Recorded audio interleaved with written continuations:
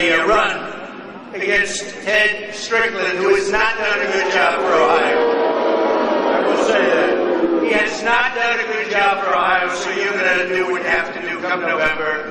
And as far as Donald Trump is concerned, I'm going to be back here many, many, many times. I'm going to be back here so much. You're going to be so sick of me. Please, please, please, don't let him come back anymore. We're going to have a good time, and we're going to win Ohio. We're doing really well right now. We haven't started. And you know, they were saying about this, I financed my primary campaigns, you know that, over $50 million. My own money. I don't know. So far we're doing well, though, right? Have I been a good messenger? We have a movement. You know what Newt said is, we really have a movement going. This is a movement like people have never seen before. This was set up recently. Look at this place. And by the way, just so you understand, I say this for the press, not for you, because you don't have to care. But we have a 2,000-room overflow over here or over there. So, and we're on that camera. So the people in the overflow room, I love you just as much as these people.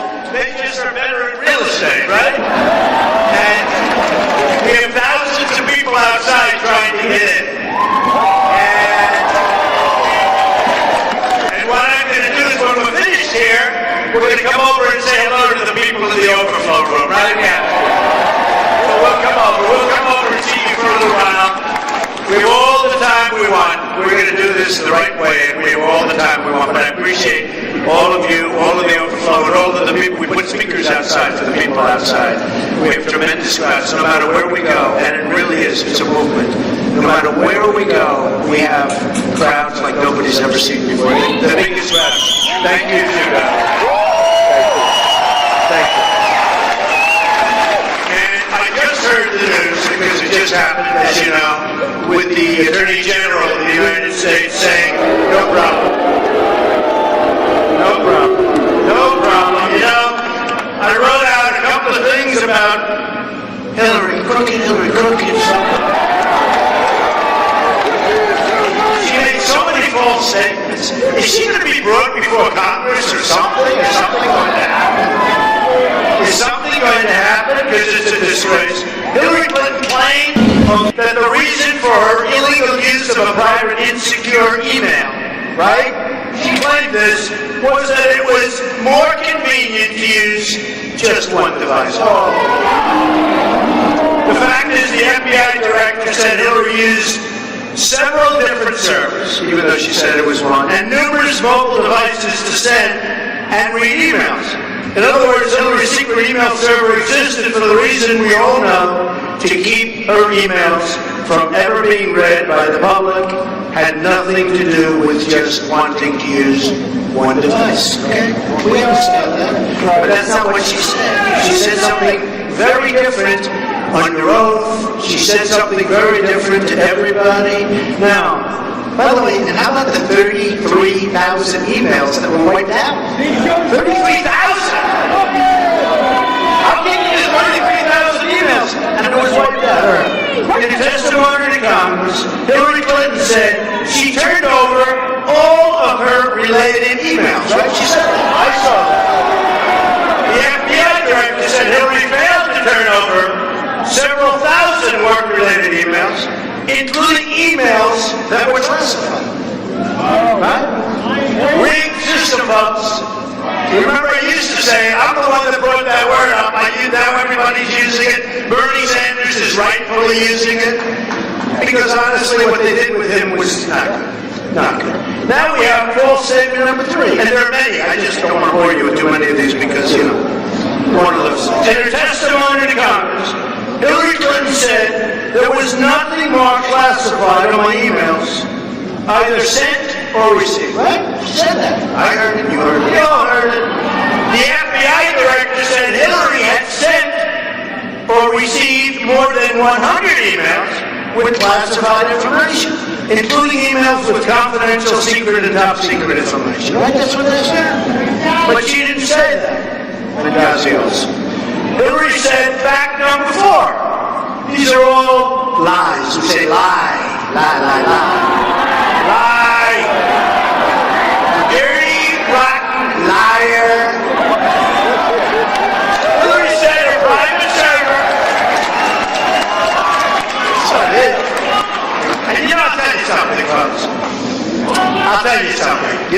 Hillary's going to be censoring. In November, you're going to get out of the vote. Because when you look at terrorism, when you look at her decisions, when you look at the fact that she has got such bad decision-making ability, when you look at what's gone on during Obama's years, look at what's going on with radical Islamic terrorism. We have a president and her, except that I sort of shamed her into it, okay? Just like I shamed her into not approving TPP, but if she ever wants you to prove that so fast, and that will do to you worse than what NAFTA did to you, okay? But she has got bad judgment. And you know who said that? Bernie Sanders. That Hillary Clinton has bad judgment. And bad judgment. And what she did here. But it's also bad judgment. What'd she do it for? She knows why. Most of the people here know why. False statement number 4. Hillary said her private server was secure. With numerous safeguards, they had no security breaches. No security breaches. Now they're saying everybody.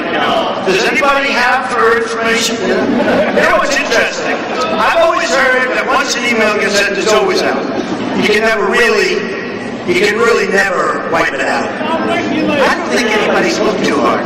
Emails, you can't get rid of it. You're always with me. I get 33,000, actually. I get 2 numbers, 30 and 33. Pick your choice. What difference? When you wipe out 30,000 emails, 30,000. Now, I've always heard that if you, are in litigation and everything else, there's no way of really expunging those emails. You can't get rid of them. You're always with you if you have the right people looking. There are probably a couple of super geniuses in this room that probably would know exactly how to find those 30,000. I don't think they look too hard. Does that make sense to anybody? I've always heard you can find. You just can't get rid of them. Okay. The FBI director said it is possible that hostile actors gained access to Hillary's personal email. Hackers successfully used to email accounts of Hillary's friends. Okay? They reached it. They're friends. Some friends. Our enemies likely have a blackmail file on her, which actually should disqualify her for even running for office.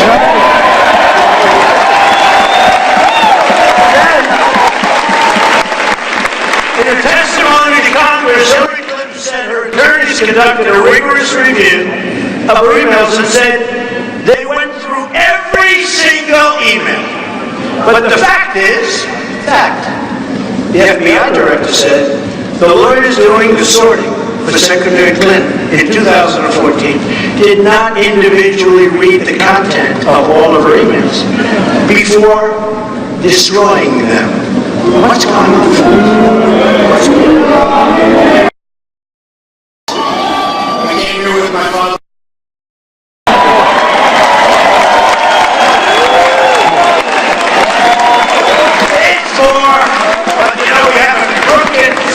We have a rigged system, we have a dishonest press. Let me tell you, I was in North Carolina last night. I have to say, because I just love doing it. Thank you. I love you too. It's a guy, but I love him. I love him. I love everybody. I don't care. We have a crooked system. We have a crooked system. But I was to talk about the press, okay? I love talking about how dishonest they are. If you're a Republican, you're a conservative. And I've heard it for years, but I had no idea. And when I was running and bing, bing, bing, knocking out one after another, right? Am I doing a good job for you folks?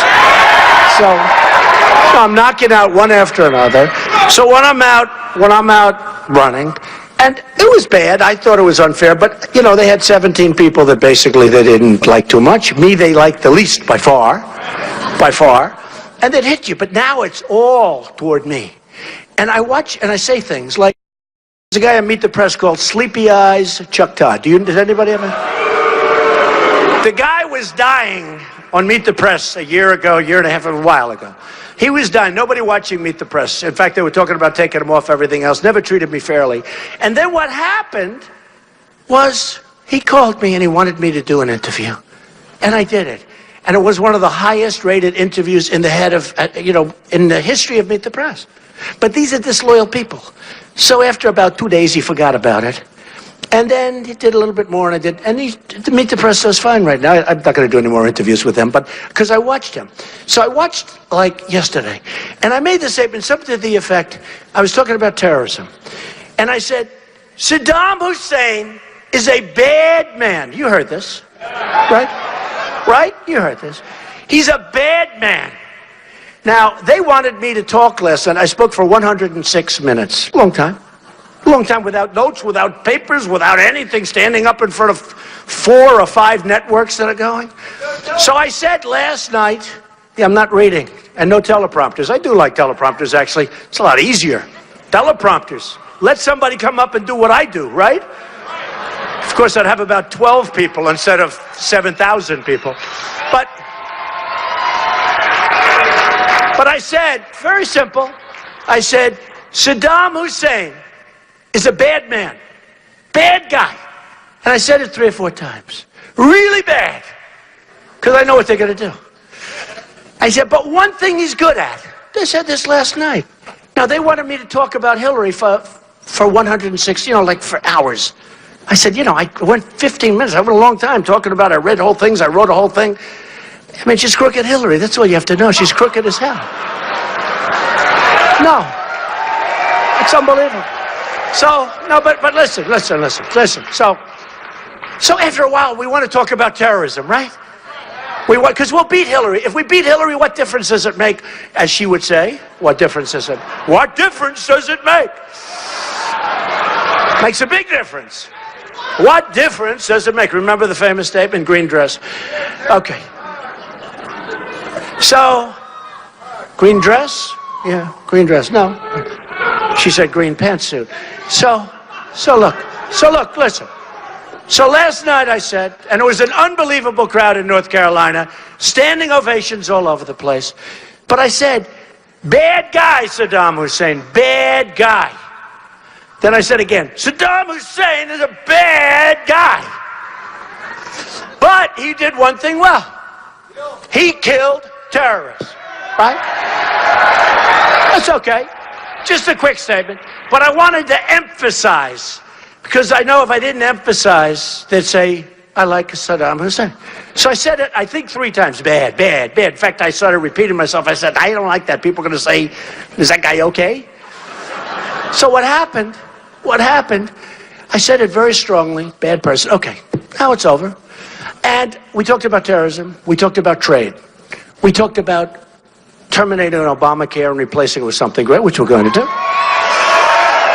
We talked about getting rid of Common Core and bringing our education locally and taking it away from Washington. We talked about borders. We talked about building a wall, right? We talked about our depleted military, right? We talked about our very depleted military. Build a wall. That's all right. Don't worry, we're going to build a wall. Don't worry about it, okay? We're going to build a wall. It's going to be a real wall. Such a low ceiling. Oh, we're going a lot higher than this. And every time they fight us on that wall, it gets 10 feet higher, folks. Believe me. No, we're going to stop the drugs from coming in. Just in case you didn't know. So the Border Patrol agents, 16,500 Border Patrol agents endorsed Donald Trump. They know what's going on. And their job is much easier now than when they're with me. Because when they're with me, they're going to be working hard. Right now, they just stand there and say, oh, go on through. Hello. Go on through. Welcome to the country, right? We'll take care of you for the rest of your lives. So it's a lot different. And also Sheriff Joe. We love Sheriff Joe. Sheriff Joe endorsed Donald Trump right at the beginning. So we have a situation, right, where we go on and we continue to go on and we continue to make speeches and we continue to waste time because the politicians aren't listening, right? They're not listening. But I made a speech, and this speech last night was good. And what happened? I wake up in the morning, and you had to see this crowd. This crowd was unbelievable, the energy. But all the crowds, everything. I wake up, I turn on the television. Donald Trump loves Saddam Hussein. He loves Saddam Hussein. And I was just asked a question by the Cincinnati Enquirer inside. Mr. Trump, is it true that you love Saddam Hussein? Essentially, like sort of that, you know. I said, that's not what I said. That's not what I said. So that's the narrative that goes around. I actually put a press release out. And now the people that saw it say that was great. But they are liars. These are bad people. These are bad people. And what I did say is that he was good at one thing. He was really good at killing terrorists. He didn't wait around. Do you think they gave the terrorist trials that lasted 18 years? And then after 18 years, if they had the right lawyer, they erect a statue in honor of the terrorists, right? Not with Trump. So I said, bad guy, really bad guy, but he was good at one thing. He killed terrorists. Next day, Donald Trump loves Saddam Hussein. I don't love Saddam Hussein. I hate Saddam Hussein. But he was damn good at killing terrorists.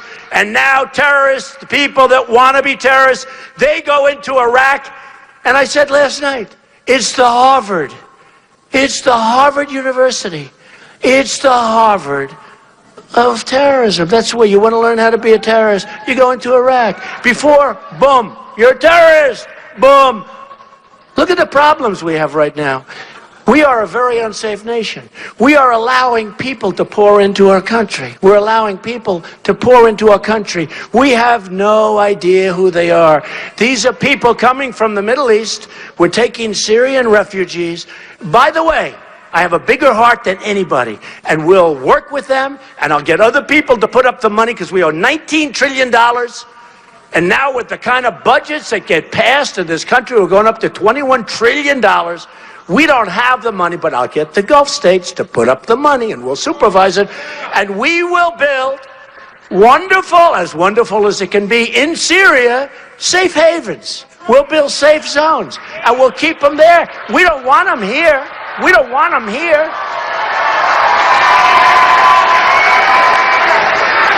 They're moving people into Ohio that you people don't even know. People into Ohio that very well this could be one of the great Trojan horses of all time. They're moving people into Ohio like nobody's ever seen, and every state. And you don't know, and your government officials don't know, and nobody knows what the hell is happening to our country. And we have a president that won't issue the words radical Islamic terrorism, and it's a real problem. It's a real problem. And if you don't say what the problem is, you're never going to solve the problem, right?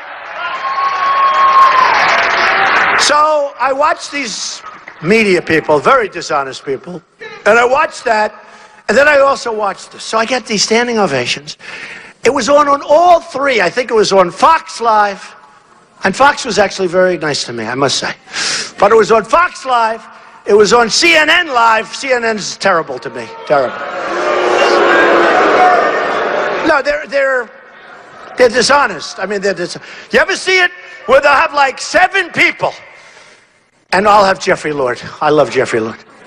But I don't watch it anymore because, you know, in life, when you don't like something, when something's unpleasant, don't watch it. It turns something else, okay? That's what I do. People don't believe it. I don't watch anymore. When people treat you unfairly, just turn your back and go someplace else. Or knock them on their ass, one or the other. So, I mean, CNN over the weekend, I'll give you an example. So one of my guys, who's married to a Jewish woman, this is a very fine person, Dan Scavino. He put out a tweet talking about crooked Hillary Clinton. And on the tweet was a star. It's a star. Like a star.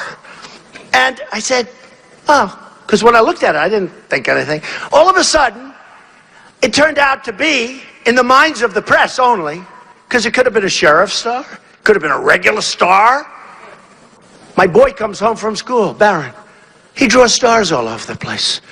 I never said, oh, that's the Star of David, Barron, don't.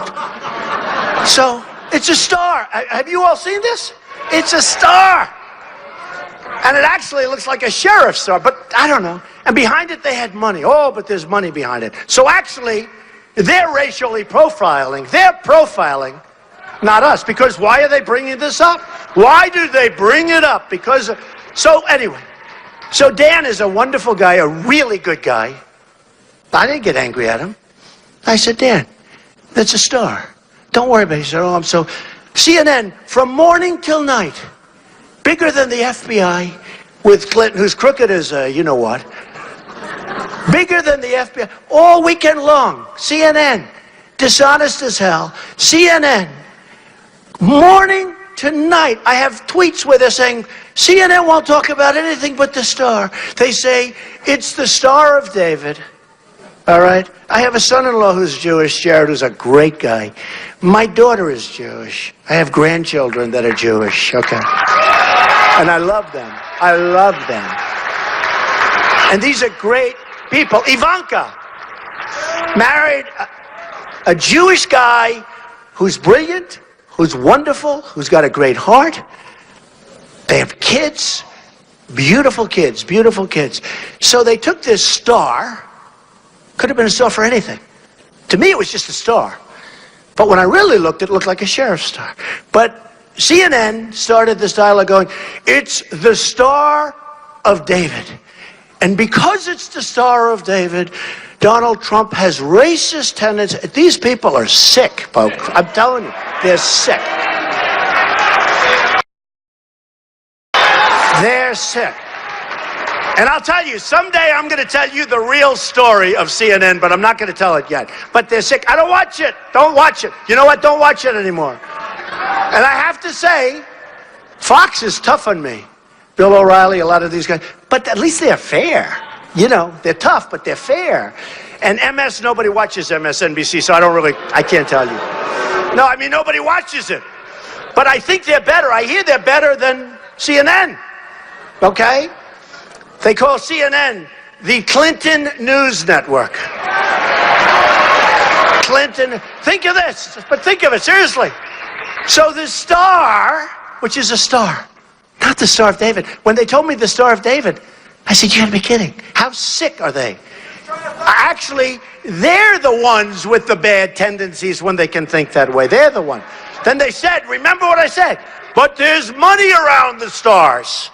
And therefore, you know what that represents. These are sick people. They're bad people. They're bad people. And what you do is don't watch CNN anymore. I don't watch it anymore. I don't watch, and they've done it. I like Anderson Cooper. I like a couple of the people. But mostly it's just negative. And they sit around a table. They talk badly about Donald Trump. What's to talk badly about? You know, it's very interesting. We started off with 17, and here I am. You and me, and look what we've done together, right? Look what we've done together. What's so bad? What's so bad? What's so bad? So we have unbelievably dishonest media. So think of that. Yeah, so you have the star, which is fine. You shouldn't have taken it down. You know, they took the star down. I said, too bad. You should have left it up. I would have rather defended it. Just leave it up and say, no, that's not a Star of David. That's just a star. It's also about corrupt Hillary. But she sent it out. She said, oh, this is star. She's the one that started the dialogue. You know why?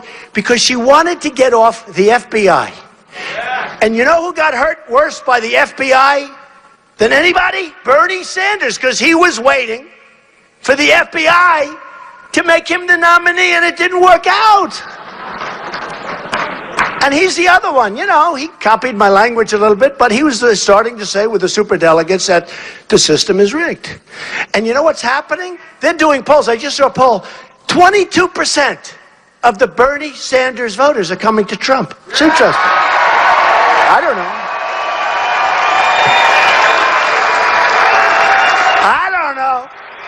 Who knows?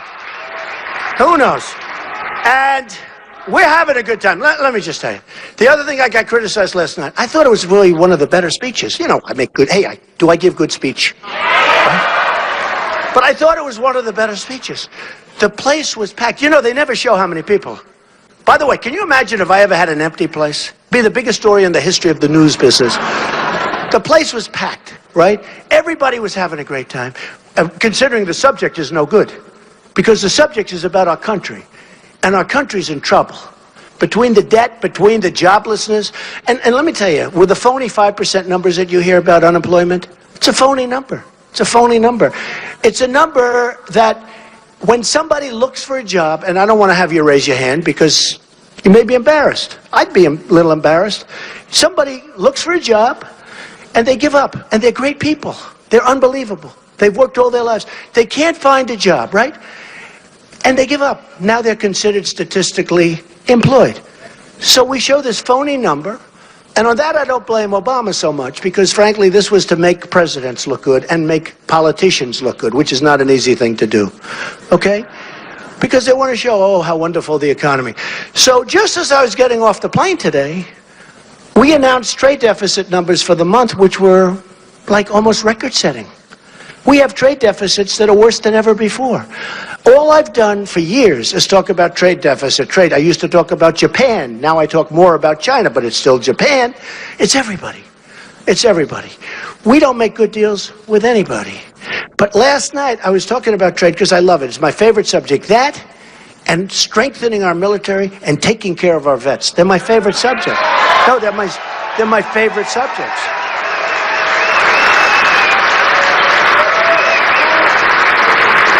Other than my children or my grandchildren. I could talk about my grandchildren. Let's see. He was 39 minutes in the back of a plane talking about his grandchildren. Ladies and gentlemen, the president is going to talk about his grandchildren. Well, I have two. He has two. I have 8. He has 2. But he talked about, how long are you going to talk about?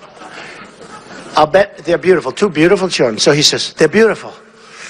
They're really smart. They're really good. I love them so much. They're unbelievable. You know, one is brand new, beautiful little baby. Okay, after about a minute, what can you talk about? Oh, you can say, here's a picture, look. Okay, so that's 1 minute out of the 39-minute time, right? Then we talk about golf, right? So you say, Jack Nicklaus, who endorsed me. I love Jack. Jack, he's the greatest. Jack. Did you know Jack endorsed me? Do you know how young Jack was when he won the Ohio State Championship? Jack Nicklaus. He is the greatest guy, and he's a friend of mine. And he endorsed me. I didn't ask for the endorsement. I don't want to do that. I feel like sort of guilty when I ask these people for endorsements. I don't want to do that. Jack endorsed me. I said, thank you, Jack. I appreciate it. He said, well, you're going to do a great job. You're going to shake things up. Now, when you talk about winners, is Jack a winner, right? Did you see U.S. Open was on the other day? I think Jack Nicklaus was in the top 10, like, I think it was 18 times. He was in the top, I've never seen anything like it. His record's unbelievable. He won it 4 times, top 10, 18 times. I mean, this guy is a winner, right? So when I get endorsements from Jack Nicklaus, Bobby Knight.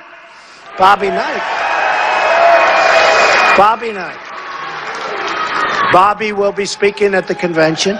We have so many people. We have such a great convention planned. But I just have to go back. So this is the final thing. So last night I made a great speech, standing ovation, everyone went crazy. Nobody talks about the crowd. Every time I go home, my wife says, how was the crowd? Again, they didn't show. They never show the crowd.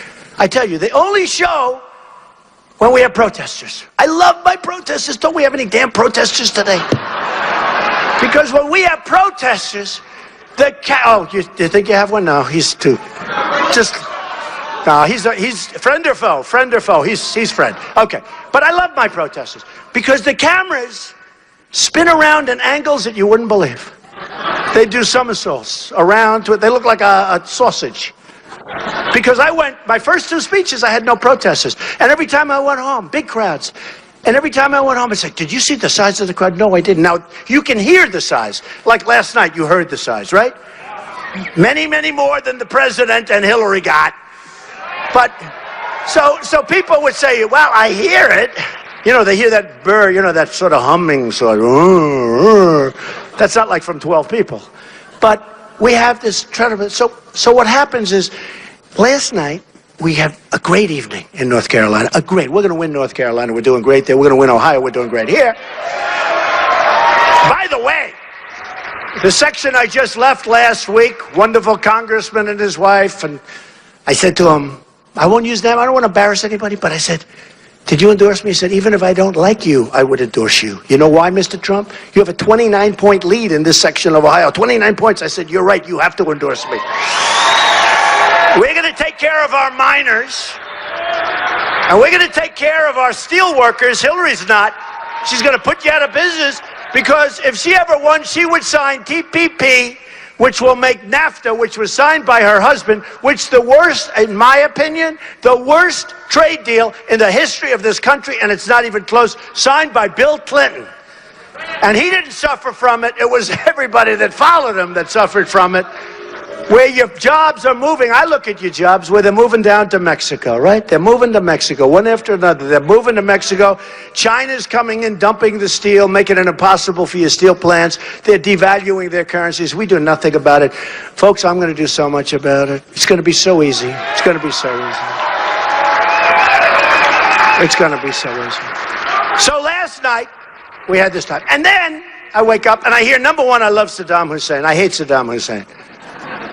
But I love Saddam Hussein, according to the press, because they're dishonest as hell. They heard what I said. And number two, and they said it very, very strongly, they said, he should have spoken about Hillary Clinton longer. Now, I wrote out like 4 pages that I wrote out, and I read it, point by point by point. And after a long time, I don't know, many, many minutes, you know, I got thousands of people. And this really stupid guy, Chuck Todd, I won't use his name. I refuse to use his name. I refuse to call him Sleepy Eyes. I'm not going to call him Sleepy Eyes anymore. But he's talking about he had an opportunity to hit Hillary Clinton. Did you see what I did to her last night? I just went, am I correct? I mean, it got to a point. I was hitting her so hard. And the problem is I'm a professional. And I'm hitting her so hard. And I know it doesn't mean anything because the system is rigged and it's fixed and it's broken. So I'm doing it, and I'm doing it because I feel I have to do it. And it's sort of boring to do it, to be honest with you. So I didn't want to, and I wanted to get on to the military and the vets. I wanted to get on to these other subjects. I wanted to get on to terror, okay? Because we are going to experience things that you won't even believe, folks. Watch the predictions. Lots of predictions, right? And I wanted to get on to terror. And one of the reasons the women are liking me a lot lately is because, thank you, thank you, because they feel I'm going to keep our country safe. I'm going to keep our country safe. And they love Ivanka, and they love Melania. And Melania and Ivanka and Eric and Tiffany and Don are going to be speaking at the convention. So we're going to... And by the way, so just to finish, by the way, so I get hit this morning like, he had the opportunity to go after... Everyone said I made a great speech. I'll tell you how bad my speech was last night. CNN covered it from point to point without a commercial. Fox covered it practically from beginning to end. Others covered it from... That's how bad my speech was yesterday. That's how bad. You know, if it were bad, folks, these guys, they don't care about polls. They don't care about anything. They only care about one thing. What's the one thing? Ratings. Ratings. So I made a speech last night that some of the folks gave an A to. Some of them gave an A+ to. But when I saw NBC, Sleepy Eyes Chuck Todd this morning, said he had a chance to really go after Hillary Clinton. Oh, what I did to her. But, you know, after a while, we have to talk about other things. Okay, so here's the story. We're going to make America great again. We're going to make America great. We're going to take our country back. For everybody, not for us. Not for this room. Not for this room, not for the overflow room. Not for the people outside. We're going to take our country back for everyone. We're going to take it back for African American youth who have a 59% unemployment rate, by the way. 59%. We're going to take it back for African American youth who have a 59% unemployment rate and have no chance. They have no chance in our society. You know who I just spoke to? Big Don King. Big Don King. Just spoke to him 10 minutes ago. I said, Don, I'd love you to speak at the convention. Because you know what? You beat the system. And he's a friend of mine. Big Don, greatest boxing promoter of all time. In fact, somebody said, and Mike Tyson endorsed me, as you know. And Don King endorsed me. You know what Don King did? He owns a newspaper.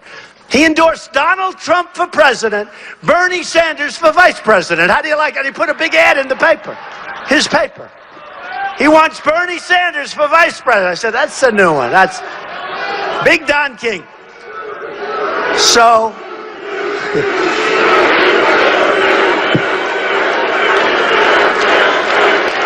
wow. I like that too. We like Newt. And I'll tell you what. Newt has been my friend for a long time. And I'm not saying anything, and I'm not telling even Newt anything, but I can tell you, in one form or another, Newt Gingrich is going to be involved with our government. That I can tell you. Okay? He's going to be involved. He's smart. He's tough. He gets it. And he says, I'm the biggest thing he's ever seen in the history of politics. And now, Newt's going to be involved if I can get approval from his wife. That may be tough, but that's okay. And you know, I have somebody else very special here. So I have wonderful children, and you know, I'm lucky. They were smart. They were born smart. Okay, they were smart. God was good, and they went to great schools, and they did well, and they're in business, and they do well, and they feel so strongly about what I'm doing. They don't even like it in terms of doing it themselves. They love what they're doing. And my one boy is here, Eric Trump. Eric.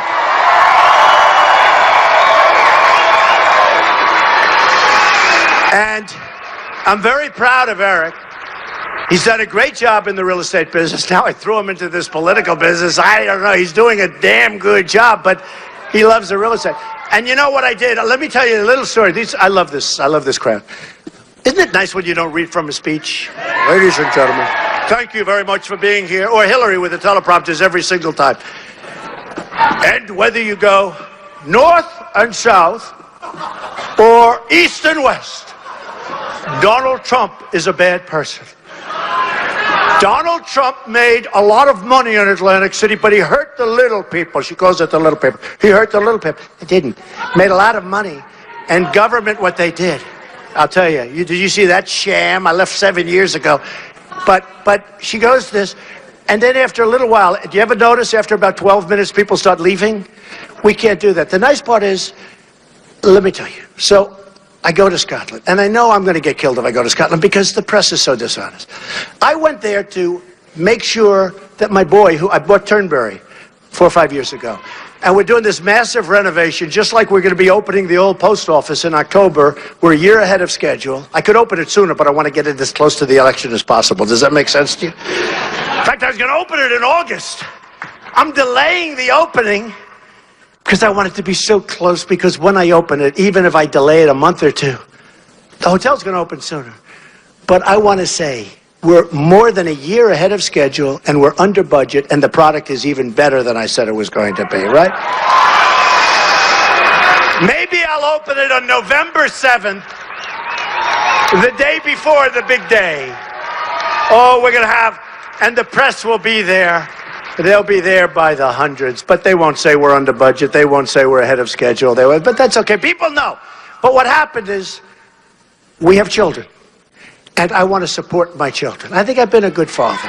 And I want to support my children. So I put Eric Trump, I like individual things. Ivanka's been great. Don's been great.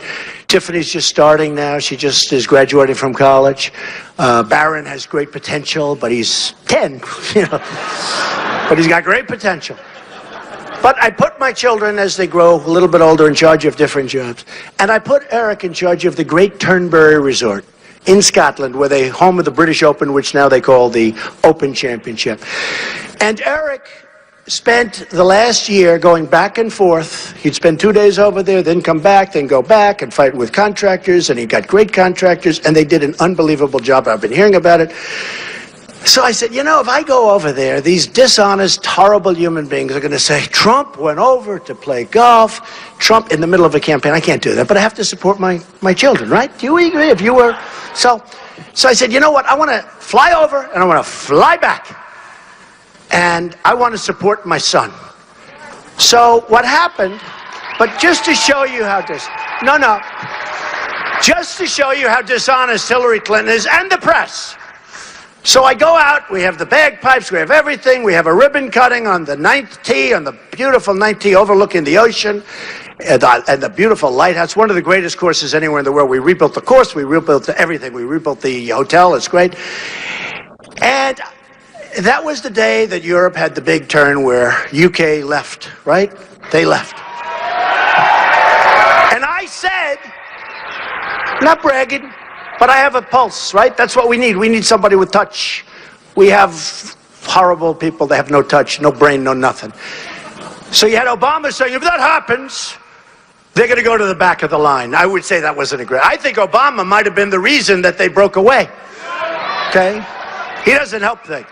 He actually said that the UK is going to the back of the line. Not a nice statement. Not a nice... Can you imagine if I said that? The back of the line?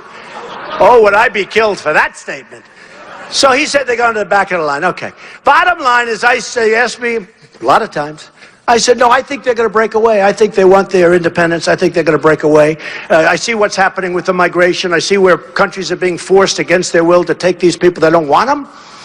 And instead of building these wonderful places where they can ultimately go back to their homeland, where they want to be anyway, they're just being forced. So Germany is a disaster right now. Sweden, parts of Sweden. I mean, things are really bad. So I said, I think they're going to...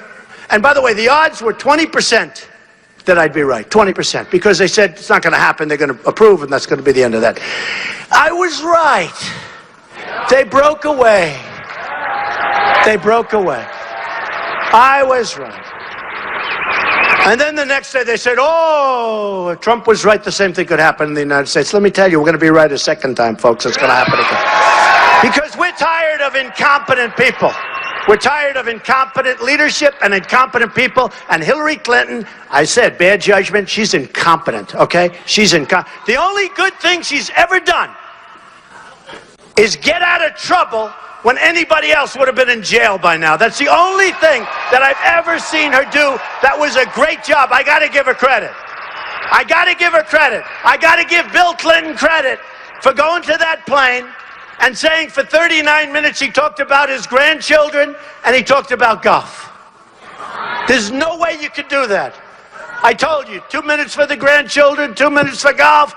We got 35 or 36 minutes left. What are we going to... Let's talk about Hillary.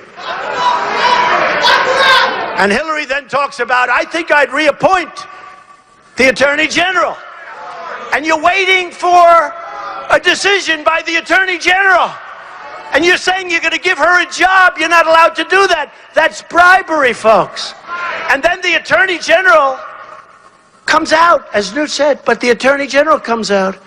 And the Attorney General says, no charges. That's bribery. Wouldn't you say? It's bribery. You're not supposed... She said she's going to reappoint the Attorney General, and the Attorney General is waiting to make a determination as to whether or not she's guilty. And boy, was that a fast determination. Wow. Should have waited, at least waited a little bit longer. Don't just come out with 1 or 2 sentences. Talk about it a little bit. So look, again, trouble. So here's what happened. So I go to Scotland. Beautiful. The weather was beautiful. The waves are crashing up on the rocks. We're opening the course, getting ready to cut a ribbon. We have so many press. We had over 400. Hope, the legendary Hope. How many? 400? 400. 450. It was unbelievable because they were all there for Brexit. And they were all there to see what was going to happen. Will the UK break away? And now that's about 6 hours old, so they're bored. They want the next story. So the next story is Trump. So I go there. And all of a sudden, I start hearing these things. What's Trump doing in Scotland? Well, he's playing golf. Okay, so I have a news conference. It was a great news conference. Even Newt said that was a great news conference, right? I did a good job, Newt? When Newt says I did a good job, he's a very critical guy. He sometimes says, I don't like what he's saying, but there I did a good job, right? Newt, Newt. So let me just tell you. So I'm answering. I said, any questions? So I'm not talking about any questions. And the place goes crazy. The cameras, I'm telling you, we had as big a group of media as you've ever seen. They all drove up, you know, from London, different places, everybody just converged on Turnberry. So I'm taking questions. One of the questions was, Mr. Trump, if the pound goes down, how will Turnberry do? So I say, I didn't bring this up. I said, look, here's what happens. If the pound goes down, Turnberry will do very well because a lot of people are going to travel to the UK. They'll come to Scotland. Turnberry's going to do very well if the pound goes down. Okay, period. That's it. I answered the question. Next day, it's in an ad by crooked Hillary Clinton, and I'm all over the place. But they don't show the question. Here's the thing. They're sort of, did you hear Donald Trump? All he talked about was his resort. And they show me. They don't show the question. If the pound goes down, Turnberry's going to do very well. Okay? Then they gave me a golf club. I said, I don't want to touch it. I don't want to touch golf. I don't want to, I'm leaving. I inspected the hotel. I inspected the course. I said, Eric Trump, you did a great job. I'm getting the hell out of here now. Because I want to be back campaigning. I'm going to get out. Congratulations. My boy, I love you. Come up, Eric, come up. I love you, my boy. I love you. I said, that's my 6'6" boy, but he's always going to be my boy, right? So I said, Eric, I'm out of here. I'm going. I'm leaving. I got to go. But they said, Mr. Trump, would you like to hit the first ball? No, I don't want to touch your club. Because I know if I touch a club, these horrible, horrible human beings, plus the Hillary Clinton 1,000-people staff that she has, right, will come up with a clip of me holding a golf. So I don't want to touch it. So we cut the ribbon. I inspected the property. I'm very proud of the job he did. Unbelievable job. And I went around and I got out of there. I was in Scotland one night. That's not easy. You know, it's a long trip, right? I was there one night and I was out of there. So here's what happens. The next day, the news comes on. Donald Trump, who went to Scotland in the middle of the campaign to play golf. But here's what's worse. They took my statement on the pound. If the pound goes down, Turnberry's going to do great. They don't know I'm answering a question. So everyone thinks I'm bragging and I want the pound to go down. Okay. But here's the worst. So that crooked, disgusting group that works for Hillary Clinton. Now remember, I never touched a club. They show me hitting a ball. Donald Trump playing golf in Scotland during the, troubles and everything else of the world. And they put it in an ad. But the picture was from 2 years before at a different course. The only good thing, no, it's true. And they said playing golf at Turnberry. So two good things happened out of it. Number one, the head of Turnberry called me up. He said, sir, did you take an ad because we're being swamped with business? I said, really? That's good, right? That's good. And the other thing is the swing looked good. They didn't put one of my bad swings. I have them too. The swing actually looked good. So Hillary, thank you very much. But you know what? How dishonest is that? So they show me playing golf at Turnberry, and I didn't play golf. I was 2 years, the picture was 2 years old, or more. In fact, it was more. You know how I can tell it was more? I was even thinner. I said, man, I like that. Actually, I never went too well because I love the swing and I look thin. Well, relatively thin, okay? But I just want to say, this young guy, my daughter, my other son, Don, my wife, who puts up with a lot with all of that we're going on. I mean, this is big stuff. This is big stuff. But my family has been my sister, who's incredible, my sister, who's a federal judge, Court of Appeals, my other sister, Elizabeth, my brother, Robert, who's a great guy. I have one brother who passed away, but I have great children. Tiffany has been so amazing. My kids, my family have been so unbelievable, and this is not easy for them. They go out, mostly people love it, but some people don't.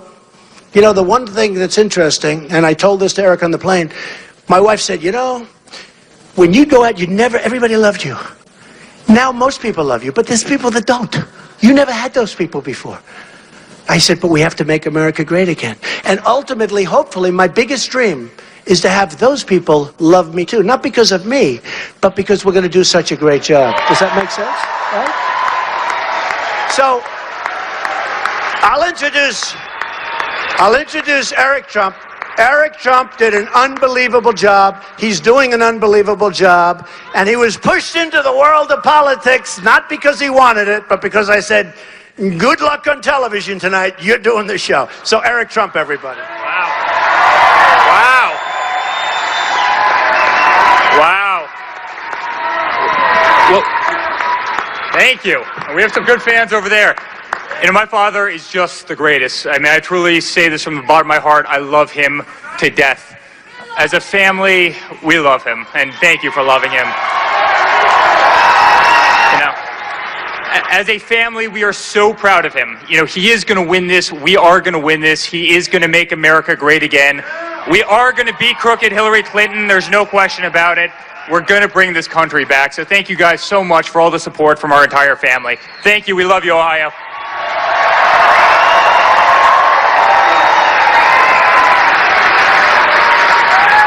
Thank you, Eric. Thank you. And thank you to your brothers and sisters, and thank you to everybody. And the family has been just incredible. So when I was getting off the plane, I just wanted to tell you a couple of good things and a couple of bad things, and, you know, about the country, what's going on.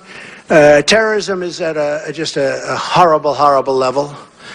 People don't feel safe. Polls are coming out saying they feel more unsafe right now than they have at any time for many, many years. We're going to make you feel safe again. Remember that. You're going to feel safe again. I'm very, very proud of the fact that when we ran, that in the history of the Republican Party, you got the most votes ever by a lot, almost 14 million votes, more than anybody that's ever run. And I'm very proud of that fact. And maybe more important, and I want to thank the RNC and Reince Priebus. He's been great. I have to tell you, Reince has been really great. And I mean that 100%. He's been so amazing. And he works hard. He'll fly. If there's an event in California, he will fly on that plane and he'll be there. I'll say, weren't you just in Washington? Yes, I flew to be at the event. I mean, the guy is really terrific. But it was just announced that the Republicans, in terms of the primary voters, final count, 62% up from 4 years ago. It's unheard of. That's an unheard of number. That is an unheard of. Did you know that, Newt? That is an unheard of number. The Democrats, ooh, there was a mosquito. I don't want mosquitoes around me. I don't like mosquitoes. I don't like those mosquitoes. I never did. Okay, speaking of mosquitoes, hello, Hillary. How are you doing? So the Democrats were down with all the Bernie Sanders stuff and everything you hear and all this. And by the way, our crowds are so much bigger than his, not even close. But with all of the things you hear, the Democrats are down 21% from 4 years ago. Because there's no real enthusiasm. They had enthusiasm for Bernie, but Bernie was outflanked by the establishment. He was really outflanked he never had a chance. And frankly, I wouldn't have had a chance except we were winning by such large numbers. If we didn't win, I mean, Florida, 21-point victory, won 66 of 67 counties. New York, Pennsylvania, Connecticut. You look at all of these different places, Rhode Island, Maryland, Delaware. We had a group where we won every single county in every single state. In California, I got 78% of the vote, and there were still lots of names on there.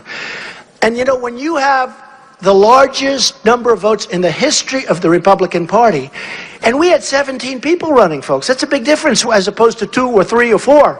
We had 17 people. So it's impossible to win that number when you have 17 people. And we won easily. More than Ronald Reagan, who we love.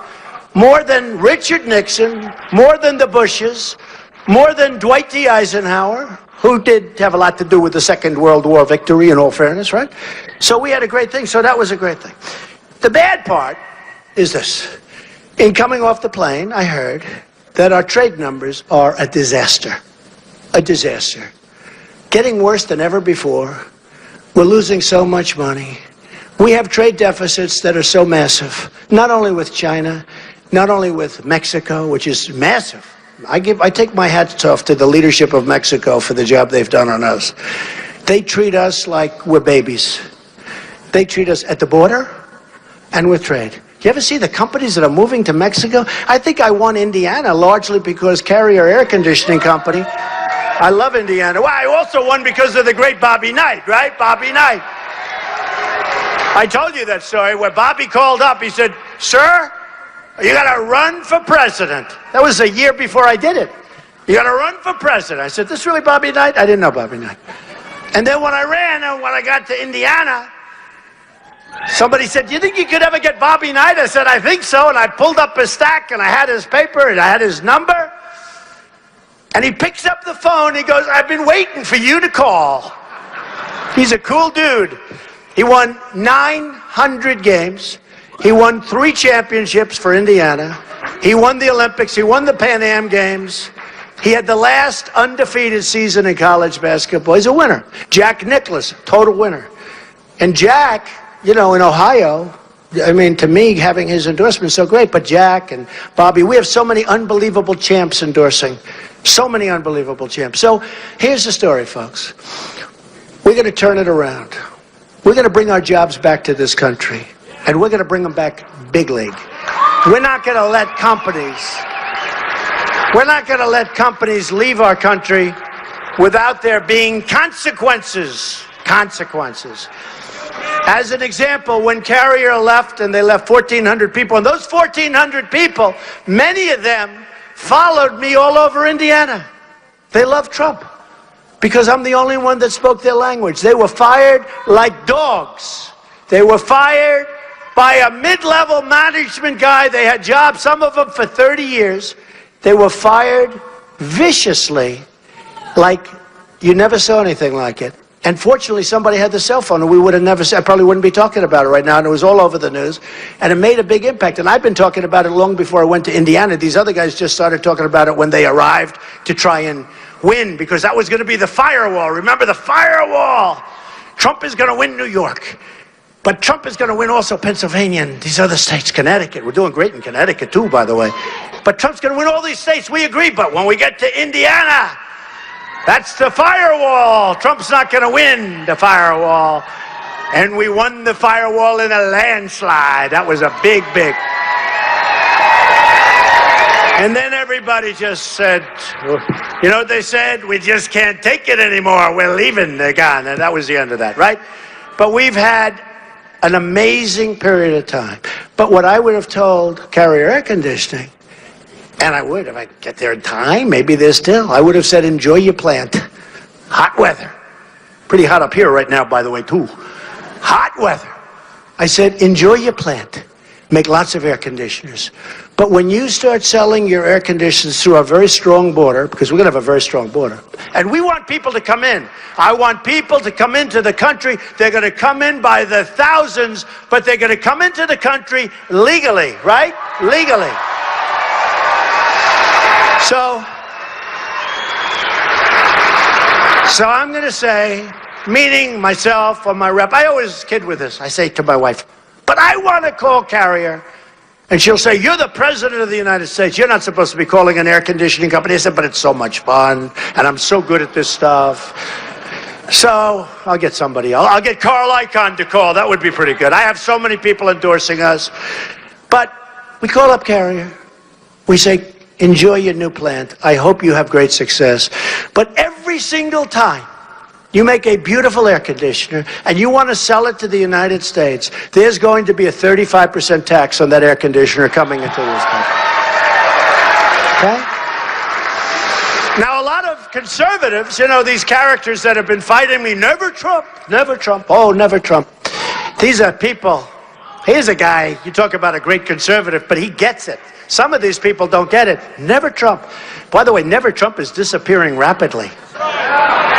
You heard about the 51 million? Anybody? Did anybody? Right? 51? Raised $51 million, right? 51 million. Even Newt couldn't believe that. Right, Newt? $51 million raised. Okay, so here's what's going to happen. And I just started really in the middle of, listen to these, it sounds like a football game. Newt, Newt, Newt. I don't know, Newt, are they booing or are they saying Newt? It's one of those names, right? No, they love Newt. They do love Newt. We all love Newt. Newt gets it. I'll tell you one thing, folks. I'm not saying it's Newt. But if it's Newt, nobody's going to be beating him in those debates. That's for sure. Right? Nobody. Nobody's beating our Newt in the debates. Yeah, we raised $51 million. And the Washington Post actually had a good story for the first time in a long time. They gave a great story. And it said 51 million. They can't even, nobody can believe it. And I only started like mid-June because they were beating me up. They said Trump was down. And I'm raising the money for the party. And I'm putting up a lot of my own money. Like I put up over 50 for the primaries. I'm putting up a lot of my own money. Okay. But here's what's going to happen, folks. Here's what's going to happen. We're going to be so successful. And when people call me pundits, people that right up here on these platforms, look at all these people. Oh, I can't stand them. But look. One of them called, who's here today, and said, Mr. Trump, what you've done is incredible. Sir, and this is a pretty liberal guy. I was surprised he called me sir, actually. Sir, what you've done is absolutely incredible. And honestly, I said, you know, it's not so incredible. I haven't won. They said, no, you don't have to win. You don't have to win. What you've done has never been done before in the history of politics. It's incredible. I said, let me give you a little clue. If I don't win, meaning the one person left, then I've wasted a lot of time and a lot of money. I haven't done a damn thing. That's the way I feel about it. That's the way I feel about it. Because we're not going to be able to lower your taxes. We're not going to be able to get you good health care. We're not going to be able to save your Second Amendment, which is under siege, by the way. And the National Rifle Association, the NRA, endorsed me with the earliest endorsement they've ever given to a candidate, okay? And Hillary Clinton wants to take your guns away. She wants to effectively abolish the Second Amendment. That's why they gave me the early endorsement. Because she is unthinkable for the NRA, unthinkable. But all of these things are going to happen. So let me just finish by saying the following. All right, and you've been listening to Donald Trump addressing a crowd in Cincinnati, Ohio, appearing with Newt Gingrich, a possible VP contender, and what he just said on that, actually very interesting just a moment ago. Right now, the former campaign manager for Donald Trump, Corey Lewandowski, is with me, Bill Kristol, the editor of the Weekly Standard, Hillary Clinton supporter Bakari Sellers, David Gergen, who advised Reagan and Clinton when they were president, and John Avlon, editor-in-chief of the Daily Beast. We never lost war, all of us, a lot of you my age. When we were young, I still feel young. Do you feel young? But when we were young, we never lost a war. They used to say, we've never lost a war. Now we never win a war. We never win a battle. We never win anything. We have these idiots that get on television. We are going to attack ISIS in 48 hours. And when we attack, we're going to hit them from the rear. And we're going after Fallujah. And that will take place in exactly 2 weeks. And after that takes place, we're going to Ramadi, and we will hit.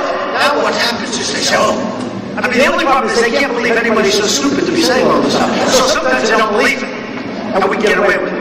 Can you imagine, dude, the great General George Patton getting on television to say when we're leaving Iraq? We are leaving on this date. So the enemy goes back and they say, nobody can be that stupid to say that. You never would agree with it, but you know what? Just in case Obama's serious, let's just pull back. Hey, you know, they don't want to be killed. Don't kid yourself. You know, they talk about they want to be killed. Trust me, they can live their brother live. They'll have their time. But you know what? Pull back. Pull back. So now they pull back, and you left it that day. You didn't leave anybody behind. I didn't want to go into Iraq from the beginning. I said you're going to destabilize the Middle East. But once you go in, the way he got out was unbelievable. Draws the line in the sand. The line in the sand is a violation. The line in the sand doesn't mean anything. Nothing means anything. We have a president who's terrible. We have a president who's right now What he wants to do is, all he wants to do is campaign. He wants to, it's fun campaigning. It's a good time campaigning. I want a president that's going to be focusing on knocking the hell out of ISIS. I want a president that's going to focus on making great trade deals so that China and us, we don't have a $505 billion a year trade deficit. I want a president that's going to create strong borders. I want a president that's going to keep criminals out of our country, people that kill us, people that are going around shooting people in the back. Jamil Shaw, great friend of mine, Jamil, shot in the face by a person that shouldn't be in this country. Kate, San Francisco, shot in the back by somebody that was thrown out of the country 5 times and probably got forced back in. We're going to have a safe country again, folks, and we're going to start winning again. We're going to win, and we're going to win so much, and I'm telling you, and I have fun saying this, but there's nothing fun about it because of what's going on. But we're going to win so much that the people of Ohio are going to call you representatives. They're going to call Matt Borges, head of the Republican Party. Good guy, by the way. Matt, you better win Ohio from me, Matt. They're going to call Matt. They're going to call Rob. They're going to say, you have to see the president. We're winning too much. We can't take it. We're not used to it. We're not used to winning this much. We're winning with our military. We'll knock the hell out of ISIS. We're winning for our vets. We're winning with health care. We're winning with the border. We're winning with the wall. We're winning our Second Amendment. Mr. President, sir, you're winning too much. The people of Ohio can't stand so much winning. We're not used to it. And you know what? I'm going to say, I don't care, Rob. I don't care, Matt. We're going to keep winning because we are going to make America great again.